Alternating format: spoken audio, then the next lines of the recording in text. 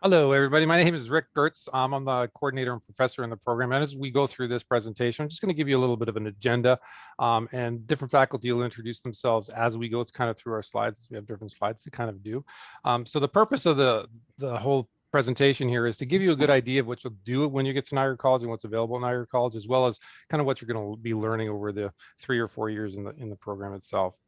So this is kind of the overview of what we're going to talk about. We'll talk about the different programs we have, focus and faculty, what our program focuses on, and who actually teaches in it, who's, those are the professors that'll be at the front of the class for you guys. Some of the acquired skills you'll learn, how you progress from year to year, coming in first year and leaving a third year or fourth year, depending what you're doing. We want to show you guys the opportunity or give you the opportunity to look at some student work. So you'll be able to see actually some student work that's been developed, and we've kind of put together a little bit of a demo reel and some shots for you. We'll talk about the game development environment labs. This is where typically on non-COVID times, you would spend a lot of your time in the labs and working there. So we want to talk a little bit about those because we want to get back to there as soon as we can. Talk about a little bit about collaborations that we have in our program in terms of across different disciplines, which is, game development is a very broad industry and they work with a lot of different specialties. So we have other programs in the college with those specialties. So we do some collaborations with those. Talk about a little bit about events and trips. This is another non-COVID one. Didn't happen obviously because of COVID this year, but typically these would happen and we would reinstitute them as soon as we can. Based on health and safety. And then talk a little bit about the student recognition, some of our students kind of out there in the industry and working and some of the things that they've accomplished. So, all right, I'm going to take the first slide and talk about just generally the programs. There is 3 different programs at Niagara. One is the advanced diploma. I'm going to spend most of this presentation is about that particular one. All the courses in here, or all the courses we'll talk about anyway, apply to either one of these streams. So the advanced diploma is Niagara's own college program. So it's, 3 years. We also have a joint BSc, which is a Bachelor of Science in Programming or Game Programming. We have a BA in Game Design. Those are done in conjunction with Brock University. You apply actually to the Brock. Brock handles the admissions and administration of that. But you do take many of our practical courses at Niagara College. So the BSc side would take more of our programming side, and the BA side of that program would take more of the art-driven courses. Where the advanced diploma course, that's really a jack of all trades. You learn a lot of different things, which is kind of in the focus area here. So there's 3 main areas of game development that we focus on in our advanced diploma, and they are programming, art production, and game design. So you'll have courses in every year and every term in each one of those kind of disciplines. So you kind of get to learn the whole gamut or the majority of things that are going on in that industry. So in terms of faculty, all our faculty possess extensive game development experience, working from, either indie studios or AAAs along the way. And our part-time faculty, a lot of them actually run their own indie studios themselves or working on the games themselves. So they kind of teach a course or 2 at the college, but they also have studios. And we often find them, they'll pick up students that do some freelance work for them as they kind of move along. Which is great. So they kind of keep us connected. Full-time faculty, sometimes it's hard for us to participate in terms of game development because we're so committed to teaching it. So it's great to have the part-time faculty at indie studios and moving everything forward to kind of keep us in touch a little bit. So, okay. All right. So acquired skills. I'm going to give that over to, who's am I going to give that over to? Who's got that one? Do you guys know? I do. I have parts. I think we're all sharing it. We're going to all talk a little bit about each of the acquired skills. Okay. Yep. Okay. So the acquired skills, Gina will talk about programming. Hi, everyone. My name is Gina Grassi. I teach computer programming in the game development program here at Niagara College. I've been teaching for about 9 years. And before that, I had about 14 years experience as a programmer in the industry. So the skills that we are teaching you in this program for programming specifically, we'll be going through the programming languages of C++ and C#, working with Visual Studio. We assume no knowledge, so we have courses right at the beginning that involve introductory programming courses that teach you C++, just the basics of it. And then we have other courses that develop the skills in programming. So there's one called Advanced Programming in Games. Another one deals with computer graphics in games, as well as networking, and another one is for mobile games, and one also for artificial intelligence or AI. Okay, All right, Connor, do you want to talk about the art production? Yeah, sure. Good morning, everybody. I'm Connor McNeil. I'm a professor on the art side. Yeah, I've been working in the industry for over 20 years now. And yeah, kind of specifically animation, modeling, and illustration. And yeah, if you look at Rick's slide here, one thing that I just want to say about the art production side is as far as software goes, we really try to stay on trend with the industry. So it's always changing a little bit. And we are pretty much always using the industry standards. Uh, and similar to what Gina was saying, we kind of start up at the beginning and we ramp up. So, you know, in the first year, if you haven't done a lot of art and you're on the programming side, you know, there's going to be a lot of kind of ramping up to get ready for second year. Second year, you're kind of going to be, you know, expected to jump right in and start making environments and characters and stuff like that. And then, yeah, third year is going to kind of, you know, largely focus around the capstone, which will be making your complete game.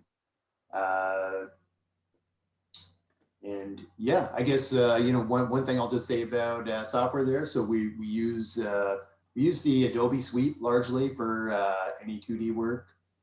We use the Autodesk suite for most of our 3D work. So 3D Studio Max is what we focus on for 3D. We also use Mudbox for our high poly sculpting. We use Substance Designer and Painter for a lot of material and texture work. And we use Unity to kind of bring it all together as our engine. And all of these are kind of transferable. So, you know, there's a lot of different software packages out there. Like I said, we really focus on having what the bulk of the industry is using. And yeah, you know, the skills you're going to learn in all these software packages transfer over to all the other ones. My name is Frank Kinezich. I teach design and some programming at the school. I worked in AAA and Indie for about 10 years prior to teaching here. I teach a lot of design courses. We start kind of talking about general game theory, meaningful play, genres of games. And then as we progress, we get into more functional skills like using Unity, how to set up prefabs, understanding or navigating your way around a game engine and editor. And then we get into some even more design theory, and then skewing a bit more towards the production side and making games, getting you ready for capstone projects in third year. And, you know, we talk about how to make games and designing games a lot in those courses, and they tend to be a lot of fun. Great. Connor, you just want to touch on that transferable skills to other industries? Yeah, sure. So yeah, I mean, a lot of the skills that we're learning here transfer into other industries, and this is more and more pretty much every year. You know, we see kind of big trends like VR and AR tying the skills you're learning here into almost every industry out there. You know, on the 3D side of things, we've had grads that have gone on to use their 3D skills to do previs, mocking up cockpits for you know, Lear jets and that type of thing. We've also had grads that have gone on to work as animators for Warner Brothers. So yeah, those are some kind of transferable skills on the art side. And yeah, on the programming side, you know, apps and yeah, really just everything you're learning here has the potential to be tying into all the other industries these days with gamification. You know, we're seeing every industry trying to capitalize on the giant growth that the global industry has seen. And yeah, you know, these skills are very in demand outside of specifically games. So there's a lot of previs work. There's a lot of work in the animation and effects industries these days. And yeah, the skills you learn here are very transferable. Okay, great. All right, Kevin's going to talk a little bit about year-to-year progression. So what you kind of expect when you come in, and what you have to know, or what you should know, and what you'll get to know, or what you learn over the years. Kevin, you want to take it away? Hi, everybody. Thanks for dropping in today. My name is Kevin Gordon. I've been in the game dev program for 8 years now. Previous to that, I was in industry for about 20 years. I've worked in general art and architecture industries, and then got into gaming. So I got a little bit of a background in a bunch of different areas. So in our program, I teach on the art side with Connor. So we basically assume you're coming into the program with 0 skills. And we want to try to help you develop that. So there isn't anything that you need to previously have. And we like to take that and build foundational things first. So like any structure that you're going to build, the foundation is very important. And we still take that very seriously. I know people want to get really fast and race and go to ludicrous speed sometimes, but we really do need to build that foundation. So first year, foundational things, individual based projects, and you just work on building, a bunch of theory based things. Second year, we start to bring those a little bit more contextual. We build them into environments. We build them into characters. You start to get into group projects and starting to get more into game-ish type approaches, not just individual projects. You're starting to bring things together in a group to build tiny little interactive experiences.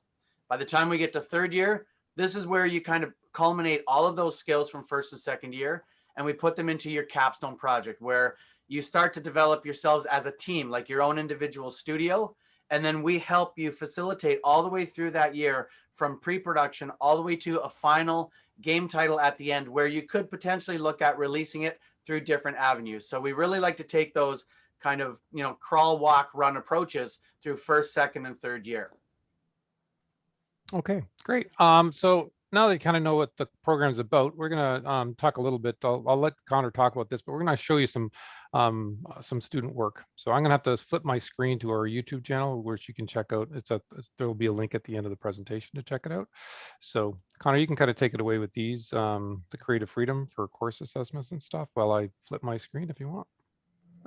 Yeah, one thing I think that Kevin touched upon on first year with the foundational stuff is that, there's so many different places you can end up working in this industry. I can think of probably at least 50 kind of niche positions, and everybody's going to have their strengths and weaknesses coming into the program.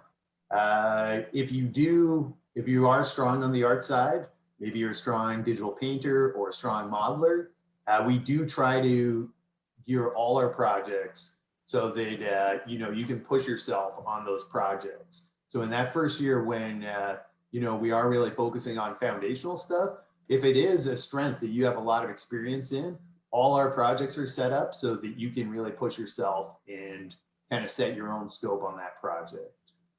Do you guys see the trailer now? You do, yep. All right, I'm letting it rip. Okay.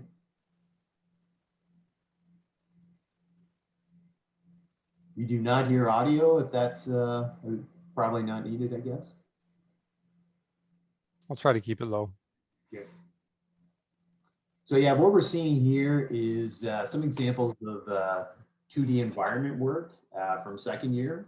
So this is a class where your foundational skills, everything you've learned in first year, at the beginning of your second year, you're expected to kind of build a somewhat expansive 3D world. And Kevin teaches this class now. I think students love this class. It's a lot of fun. We kind of kick off with a field trip to the ROM and, just a lot of kind of pre-production and inspiration at the beginning. And then, you're basically building your own world. You're setting it up in Unity. So, you're hooking up scripts and everything to make it work in Unity. And that's kind of the general gist of this project. One thing you'll notice is that a lot of these projects you're seeing are just very different, right? We understand that everybody comes in with, loves of particular genres, and that's great. It's great to see diversity in the classroom, and people take this project a lot of different ways. You're going to see fantasy worlds, you're going to see horror worlds, you're going to see, cityscapes, and that's part of the fun with this project.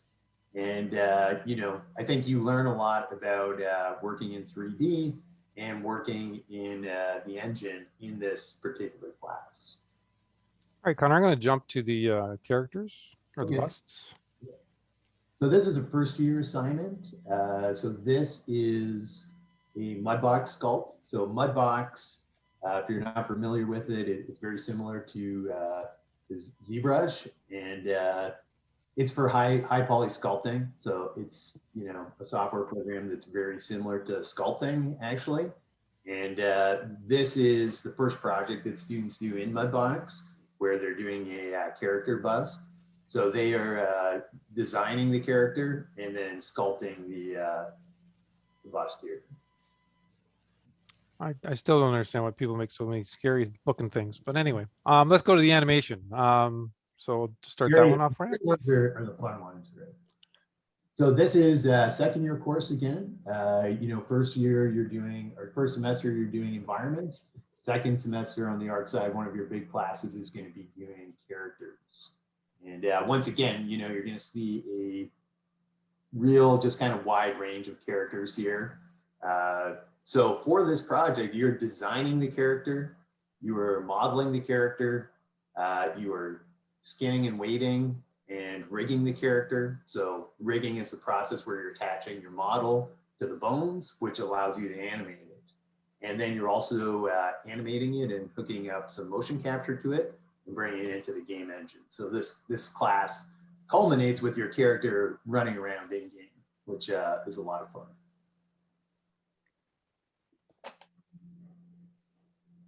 All right, I'm going to flip my screen again back to the slideshow. Are we looking at the slideshow? If we were hearing audio there, by the way, we would have seen that robot doing the robot dance. Are you guys back on the PowerPoint now? Yeah, we're good. Okay, I just want to make sure. All right, and one thing, these are posters actually. These are game posters. I should explain that. Kevin mentioned there's a capstone project where actually it's a year-long project where you're put into a group of a group of maybe 6 to 8, and Chris and Brandon can kind of attest to that because they're kind of going through the final stages of it. So though their game, whatever it is, I mean, it's an original game that you kind of come together with that group and you make and you design it and you plan it and you schedule it and then you actually produce it in the winter term. These posters adorn our labs. Everyone who's kind of had a capstone project has a poster like this across the band, so across the labs. So it's kind of, I guess, homage to the students that kind of make it through our program, because it's challenging and making games is a lot of work, and it's very creative, and you should be really proud of it. And we're proud of everybody that kind of finishes those games. So we put these on the walls kind of as a memento. So. All right, the game development lab. So this, Rich is going to talk to you a little bit about what the lab, structure is on campus. Go, Rich, if you want to take that. Sure. So hi, everybody. My name's Rich Barnes. I'm a professor here at Niagara as well. I've been teaching for about 4 years now. My main focus is programming. That's what my degree is in. But I also do some design work and some production work. I've been in the games industry since 1998, I think. So I started way back on like PlayStation 1 and 64. And a lot of my focus was on consoles. So I try and interject a lot of sort of console experience into lectures and stuff too. But I also spent about 5 years in California working on AAA MMOs, massive multiplayer games, stuff like that. So yeah, for computer labs, I'd like to talk about this slide because in a way, it's a lot like the industry. We have 4 dedicated labs here for game developments, and they're all on campus. They're all on the same floor, all in the same building. So it's sort of really a collaborative environment where you're not just working by yourself or isolated. You're there with the other students, just like you would be in the industry. And then on top of that, we have state-of-the-art machines. So we have dual monitors. There's Wacom tablets for the art side. Really nice mice. There's lots of hardware there, and everything's provided to you for development. So you're not expected to buy your own computer. You don't have to purchase your own software. It doesn't hurt if you have that, but it's not required. So all that's there. The labs have about 25 seats, I think, in general. So sort of big enough to be collaborative, but not so huge that you're sort of drowned out. You're just one in a sea of many. So usually labs are about 25 people. And then on top of that, they're open 24 hours a day. So like Rick said, it is an intensive program. It's not expected you're there all hours, but sometimes you might want to be there late at night working or something like that. So that's available. Of course, it's secure, so you need a security pass. You have to get a pass in advance to make sure you're there. So we provide a safe environment for that as well. I'd say that's sort of the summary of our labs. Rick, you want to take Okay, back sure. over? Yep. Just note, I don't know if you guys can see my mouse, but in the lower picture on the upper right, you can see those posters for games, those capstone posters that I just mentioned. There's 4 of them that are kind of obscured by the gentleman in the hat. So all our labs kind of have those around them. So in order to create a bit of a creative flow. Collaborations. So we talked a little bit about this. Connor, I'll throw it over to you to talk about the collaborations. Sure. Yeah. So we try to tie into a lot of different programs here at the college, and really, we want your experience here to be as closely tied to the industry as possible. So one kind of big program that we tie in with is we tie in with the broadcasting, film, and television program, and sorry, also with that the acting program. So when we are doing casting for voice work for the capstone games, you guys are basically acting as directors, where you're interviewing students from the acting program. We also, in our advanced animation classes, we work with the acting program where you are partnering up with an actor and they are giving you reference that then you are replicating on a 3D character. So we work pretty closely with those guys. Graphic design, when it comes to marketing your games and promoting them, they help us with posters and websites and that sort of thing. Public relations too, when it comes to promoting the game and tying in with people that are using and playing the game, that they help us there. We have a launch party every year called GD Launch, and the PR students help us with that a lot. That can be, it's a pretty big event showcasing a lot of our work in games. And I would say the last one, we probably had over 500 people at it. There was a lot of people there. So it's a big event and a lot of fun. And then recently, just before COVID, we ran our first incubator. So what this was through Niagara College, one of the teams from the capstone program was selected to try to take their game to the market. So they were given the lab over the summer to basically fine tune their game, tweak it, and work on marketing it.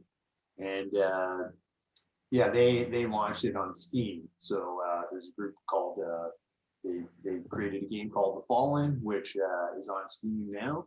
And tied to that, we have kind of a strong just community in Niagara here. So they were one of the featured guests at the mashup in St. Catharines, where they got to promote the game and show it off in front of probably about 100 people. So that was a lot of fun, and that's something that we hope to keep building on.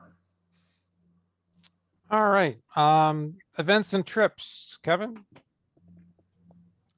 All right, folks. Up to this point, it sounds like there's a lot of work that has to be done in this program, but it's also fun. We're in game development. It's the entertainment industry, so we should probably have fun doing it. So we try to get as involved as we can with different events and outings. So the top 3 we're going to see first is a thing called GD Launch, which is something we run at the college at the end of every year that displays our capstone projects as well as some of our second year projects as well. Now, COVID times has kind of changed that. And this year we're going into a fully digital online showcase presentation. With this, we have faculty, students, family, and industry professionals that come through and take a look and judge and get to speak with the developers on their projects. We're also involved with different things in the Niagara area. We are situated in Niagara. Comic-Con in Niagara Falls. Connor mentioned a mashup. So a mashup comes through Innovate Niagara, which is an incubator type setup in St. Catharines itself. And it's a really great community for bringing all digital interactive media people together. So whether it's industry professionals, students, and everything in between, we always have these social events every so often where we get together and network. And that's another really important thing in our industry is networking and talking to people and just sharing your ideas and just learning through osmosis from everybody around you. We also are involved every year in January with the Global Game Jam. So we will usually open up 2 of our labs and have students come in, and for 48 hours from a Friday through to a Sunday, you get to basically pound out a game in about 48 hours. And it's pretty energetic and active and not a lot of sleep. And it's a fun environment. So in second year, Connor touched on this earlier, in our environment course, we begin with an excursion to the Royal Ontario Museum in Toronto. Now, again, COVID put a snafu on that this year.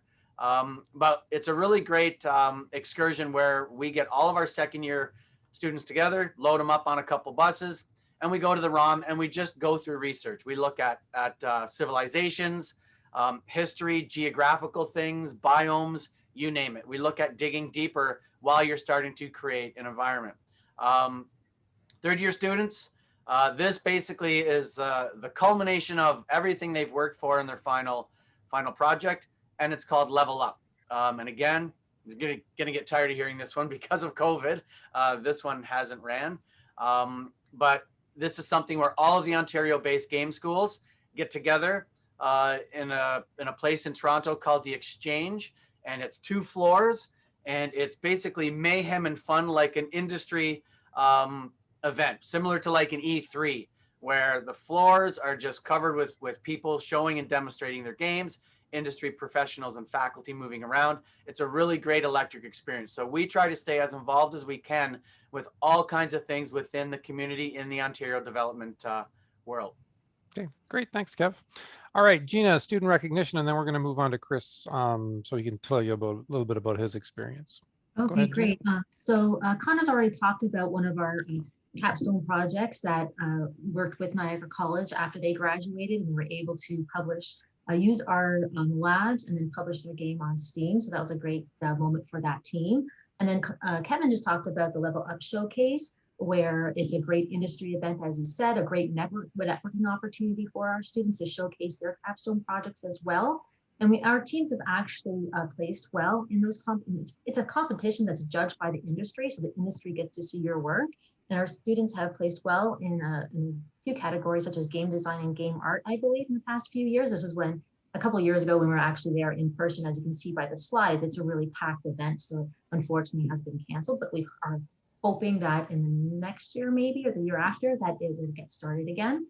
Other areas where our students have been recognized is the Ubisoft Next competition. And basically this is an internship competition where students compete for a summer internship at Ubisoft in art, design, programming. One of our students has actually won or did win the internship a couple of years ago, Wes Ducharme, and he won the internship for programming. And after his internship was over, he was hired as a programmer, full-time programmer at the company.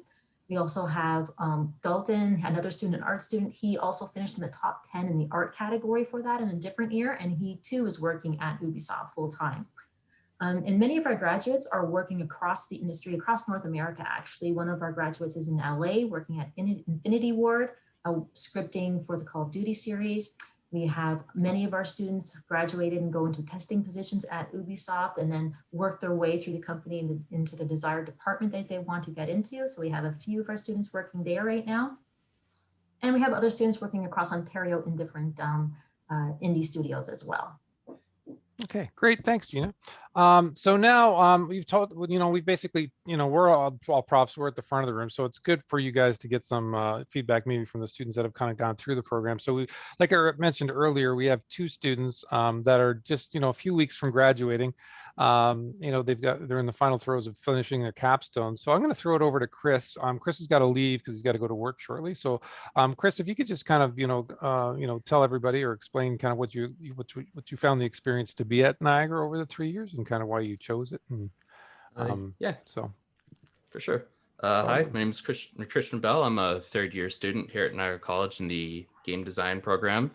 And for why I chose Niagara College is because I am definitely more on the art side, but I've always wanted to be able to apply art to something interactive. And when researching for choices for school, I saw here at the game development program that, well, yes, there is art, and that also really helps you, it teaches you how to apply the art to something like a video game. So like while I am making art, at the same time, I'm also learning how to design an environment to put that art in, and learning programming to like manipulate that art within a game environment. It just always turns out like really cool, and it's been a great experience. And one of the things I love about being a student here at Niagara College is that it's just like when we were showing up every day to school, like in person, it was just always like I looked forward to coming into school and like walking in the lab. I could see my professors, see my students, see my friends. It's just a really like collaborative and just really positive environment. And also like with the staff and the faculty and the services, it's just I feel like everybody there is there to help me like succeed. Like especially here in this third year, they've been providing like so many outlets, like so many outlets, so many opportunities to like be seen by actual game industry professionals. We have like interviews booked with them to put our work in front of the industry, like, you know, get recognized by professionals. And it's like I feel like everything here at Niagara College is just made for us to succeed. Like it's like the perfect environment. And this is because of COVID, we have transitioned into a fully like online learning experience. But I do not feel like my experience has been hindered with online learning, because we have our classes on Discord, we have our cameras on, and honestly, it feels like no different than when I would walk into the lab and see all my friends and my professors. Like we join the meeting, join the class, and like everybody's like greeting each other, we're all joking around. It's just been a really positive experience. And I think that really speaks to how good of an experience being in the game dev program was, that even though I am no longer in the building, it feels the exact same, and I am having just as good as a time as I was before. All right. Thanks, Chris. I know you got to go to work, right? So Yeah. you have a good shift.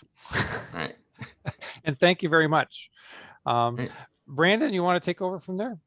I could try. It's always hard to go second, I know. All right. See you guys. Yeah. So See you, Chris. Thanks a lot. Figures. Okay, so why I chose Niagara College. So basically, I chose the game development program because when I've been looking, I knew I wanted to do game development, but I didn't know what exactly college I should go to for what program. And when I came to the Niagara College program, I noticed that it was a program that you explore every single discipline. So you do the art, you do the programming, you do the design. So that's what really drew me into this program. Because I didn't know exactly what I wanted to do. I knew I kind of liked programming, but I also like design. So I figured that I wanted to be somewhere around those two. But with Niagara College, it really helped me solidify which part of the industry I wanted to really focus on going towards. So what I love about being a student here too is there's so many like just charismatic professors, and you get there's so many just great people here. Honestly, the program attracts some really high energy and fun people, and you get so many unique experiences here. I can't even like, it's just it's shocking to me how many memories that I'm gonna have coming out of this place. Just experiences with the professors during the game jams, doing the capstone project for sure. It's been really entertaining, and I definitely will come out of here with a lot of memories. And with the Niagara College faculty and staff too, they've helped me succeed here a lot.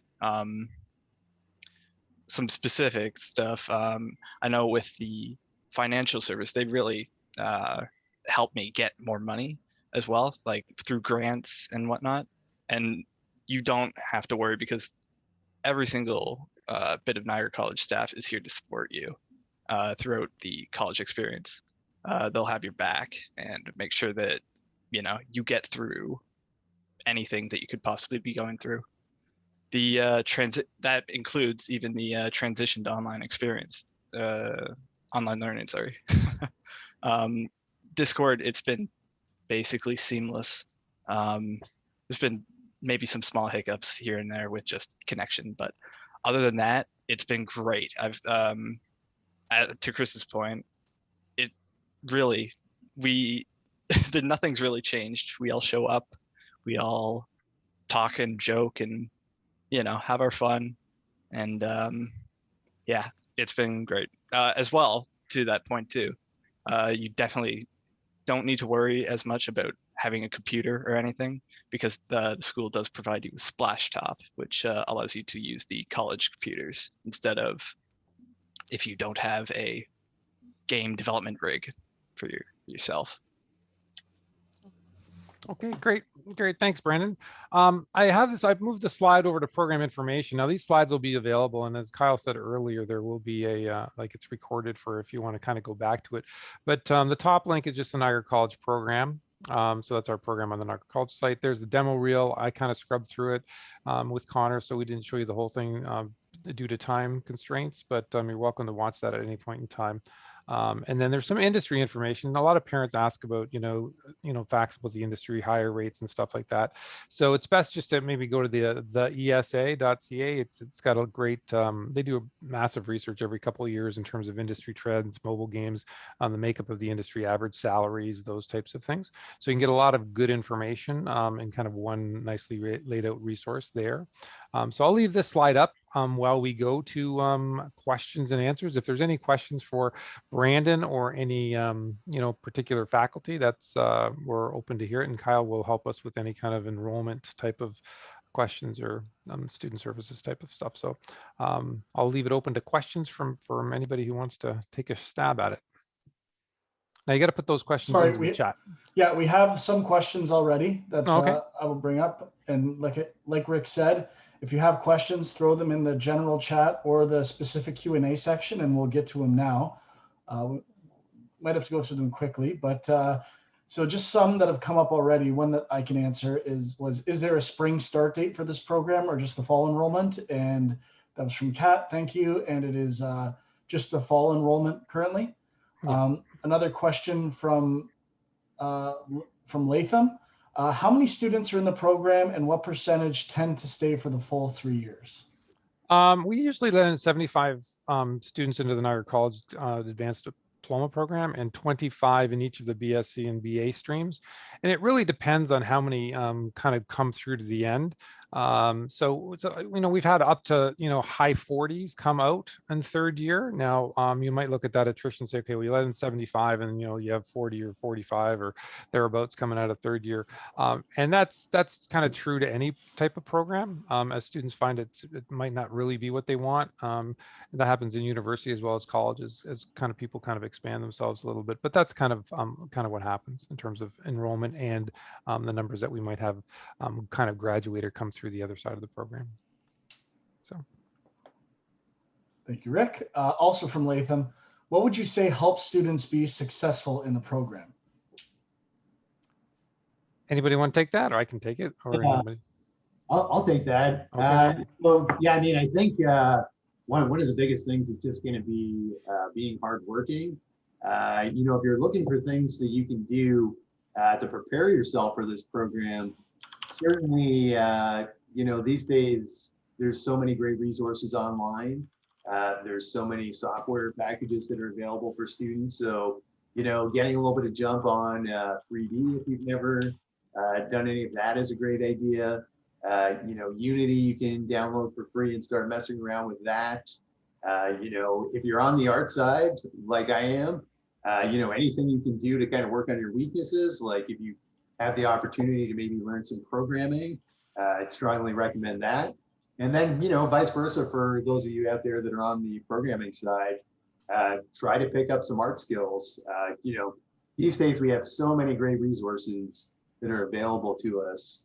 And I think ultimately wanting to learn is a huge part of success in this program.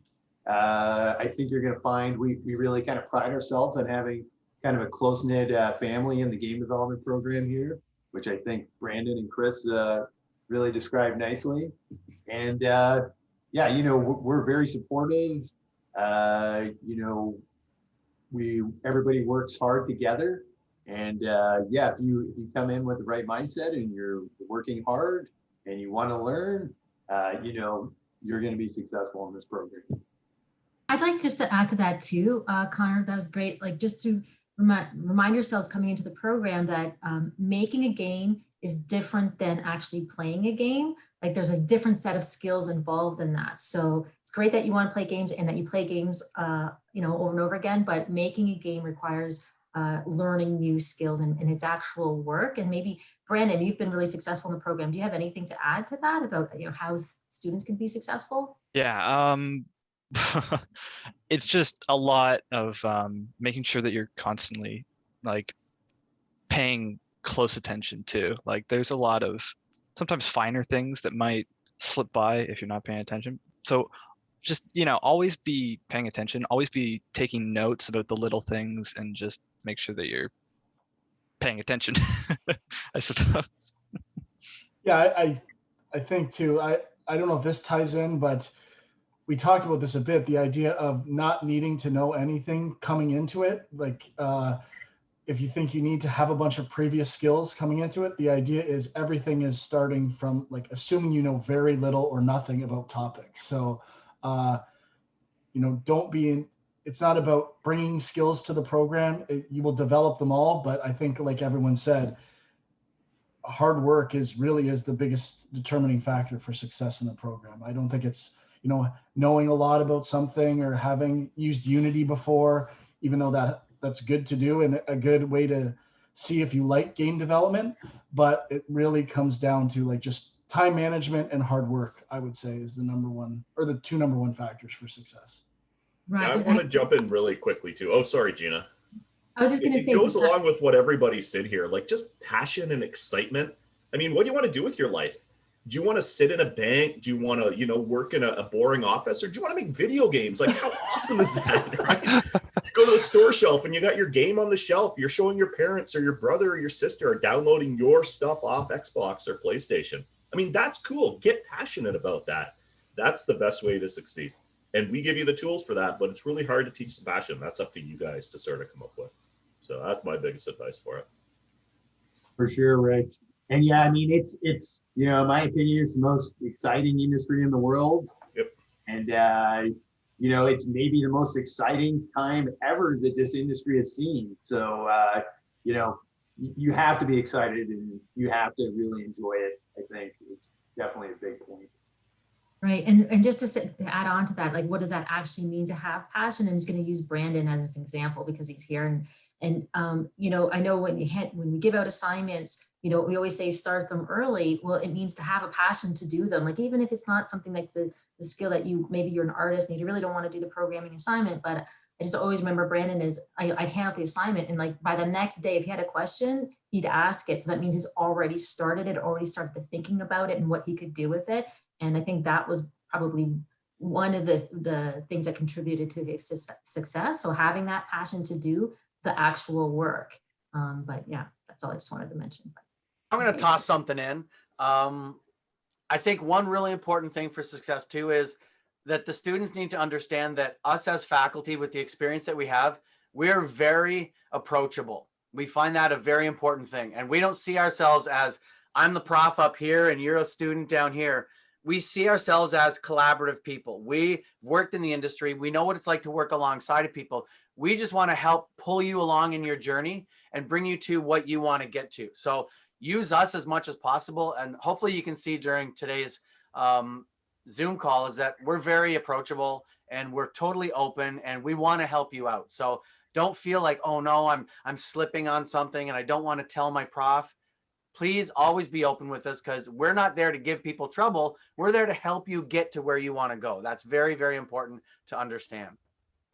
And yeah, if I can actually throw something in on top of that, one thing we haven't talked too much about here yet is our class sizes, which you know, typically cap out at 25. So we have relatively small class sizes compared to some of the other programs out there where you're in a room with 50 people.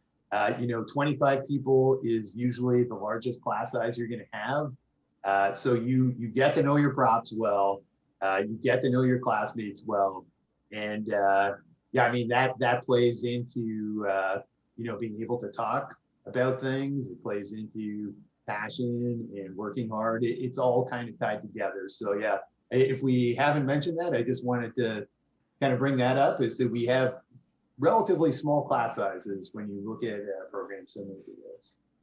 All right, so Frank, we got about 5 minutes left. Are there any other questions? Yeah, two more questions, both from Kat. So thank you, Kat.